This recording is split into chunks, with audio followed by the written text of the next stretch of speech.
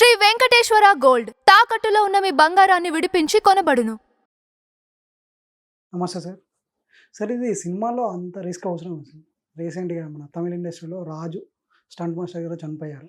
అంత రిస్క్ చేసి సినిమా తీయడం అవసరం అంటారా ఏంటి? ఆ రిస్క్లు అవసరమే కాబట్టి వాళ్ళ యూనియన్ ఉంది, వాళ్ళని తీసుకుంటారు బేసికల్లీ. యాక్చువల్గా సినిమాలో ప్రతి స్టంట్ ఒకప్పుడు ఒకటి ఉంది, మీరంతా ఫేక్ హీరోలు, మీకు స్టంట్లో ఒకటి చేస్తారు, మీ మొహం మీరు చూపించుకుంటారు, పైనుంచి దూకేటోడు ఒకడు ఉంటారు, మేమే దూకామని మీరు క్లోజ్ చేసుకుంటారు, మీరంతా ఫేక్ హీరోలు అని చెప్పేసి ఒకటి విన్నాను నేను.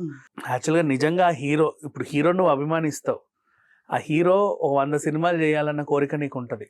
నువ్వు నిజంగా కోరుకున్నట్టు ఆ స్టంట్లను అదే హీరో చేయాలంటే రెండో సినిమా కూడా నువ్వు హీరోని చూడవు. వాళ్ళు 100 సినిమాలు చేయాలంటే వాళ్ళు అలాగే చెయ్యాలి. నెక్స్ట్ ఈ స్టంట్లు చేసే వాళ్ళు వేరే ఉంటారు. వీళ్ళు డైరెక్టర్ చెప్పినటువంటి విన్యాసాలు ప్రదర్శిస్తూ ఉంటారు. మాకు ఇట్లా కావాలి, ఇక్కడ నుంచి అటు దూకాలి, ఇలా చేస్తే గాల్లో బాంబు వేలుద్ది, మీరు ఇలా దూకాలి, ఇట్లా డిఫరెంట్ ఏవో ప్లాన్ చేస్తారు. ఏదో కొత్తదనం అని వాళ్ళ ఫీలింగ్.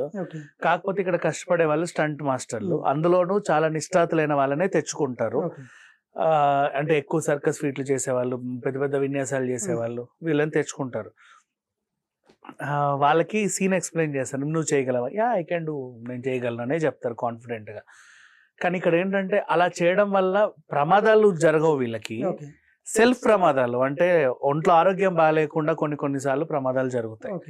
ఇప్పుడు అది కూలడం వల్ల, లేకపోతే ఇంకేదన్నా పేలడం వల్ల, అటు ఇటు తాకడం వల్ల జరిగినటువంటి సిచ్యువేషన్ కాదు ఇది. ఈయనకి గుండెపోటు వచ్చింది ఆ టైంకి. ఇతను కార్ స్టంట్లు చేయడంలో దిట్ట. అంటే ఇట్లా ఎగిరి ఇటు పడ్డం, ఆ బిల్డింగ్ మీద నుంచి కార్ ఈ బిల్డింగ్ మీదకి.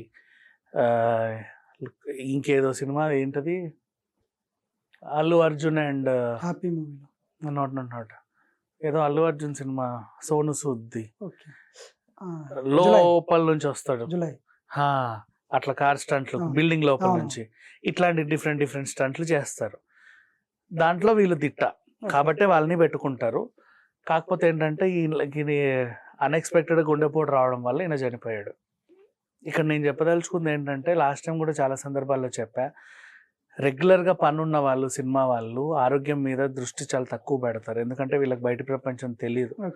అప్పుడో ఇప్పుడో ఎప్పుడైనా సరే జస్ట్ ఒకరోజు గ్యాప్ దొరికినా, గ్యాప్ దొరకకపోయినా ఆన్లైన్లో ఈ బ్లడ్ టెస్టులు చేసే వాళ్ళు మన దగ్గరికే వస్తారు. వచ్చి నీ బ్లడ్ తీసుకొని 72 పరీక్షల్లో 82 పరీక్షల్లో చేస్తారు.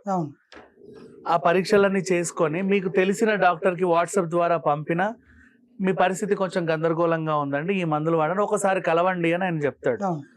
అప్పుడు ఆ రోజు నీకు నిజంగా షూటింగ్ ఏదైనా ఉండాలి అనుకుంటే, నువ్వు పెట్టుకోవాలనుకుంటే, కొత్త ప్రాజెక్ట్ ఒప్పుకోవాలనుకుంటే, ఒక రోజు గ్యాప్ ఇవ్వండి, నేను రేపటి నుంచి వస్తాను అని చెప్పి నీ అసిస్టెంట్తోనే ఎవరితోనే అది పూర్తి చేయించి, మరీ నువ్వు బిజీ అయితే, లేదు నువ్వు వెళ్ళగలవు పర్వాలేదు అనుకుంటే వెళ్ళి అవన్నీ చేయించుకుంటే, క్రమం తప్పకుండా మందులు వాడితే ఏ ప్రాబ్లము ఉండదు. వీళ్ళు పొద్దున్న 5 గంటలకి లొకేషన్స్కి వెళ్తారా, రాత్రి 10-12 గంటలకి ఇంటికి వస్తారు. మళ్ళీ తెల్లారు అదే షూటింగ్. తెలీదు, ఒళ్ళు హూనం అయిపోతుంది. ఒకనొకప్పుడు ప్రాబ్లమ్స్ వస్తే మనం తీస్తే ఇన్ని ఉంటాయి.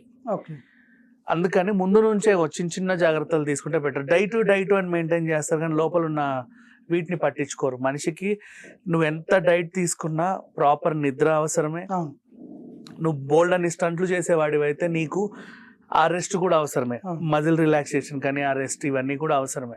కానీ అవి పట్టించుకోరు, మొండిగా వెళ్తారు. బట్ తర్వాత ఇప్పుడు ఫిష్ వెంకట్ గారిని చూసాం కదా. సో అట్లాంటి పరిస్థితులు రాకుండా ఉండాలి అంటే ముందు నుంచే కొంచెం జాగ్రత్తలు తీసుకుంటే బెటర్. కానీ సేఫ్టీ కూడా ఇవ్వలేదు అనేసి కూడా అంటున్నారు. మరి ఇవన్నీ కాకరకాయ కబుర్లు. సేఫ్టీ ఇవ్వలేదు, అవి లేదని ఎప్పుడు మళ్ళీ యూనిట్ని నిందించొద్దు. నేను అందుకే 100 సార్లు చెప్పా, ఆయన గుండెపోటు ఉంది కాబట్టి ఆ ఎగిరి పడే టైంలో లోపల జంకి ఏదో అయ్యింది. తను ముందు నుంచి హార్ట్ గురించి కేర్ తీసుకోలేదు అంటే పట్టించుకోలేదని కాదు, మేబీ ఆయనకు ఆ టైం కూడా దొరకకపోవచ్చు, అనుకోకపోవచ్చు నాకు ఇట్లాంటి ప్రాబ్లం వస్తుంది అని. అట్లా. Thank you.